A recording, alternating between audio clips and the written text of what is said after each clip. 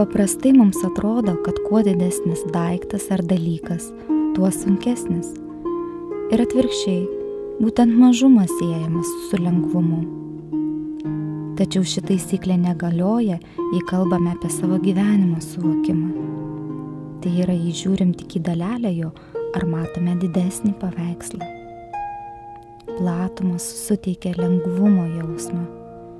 Žiūrint į visumą, atskirų dalių svoris visai nebeatrodo toks labai reikšmingas. Amerikiečių poetė Emily Dickinson rašo, kai vėtrų letenose girios ošia, ramybei sklendi visata. Iš tiesų, kad ir kaip sunku būtų, dangus už debesų visada ramus. O dangų galima atrasti ir savo viduje. Tereikia išeiti į platumas.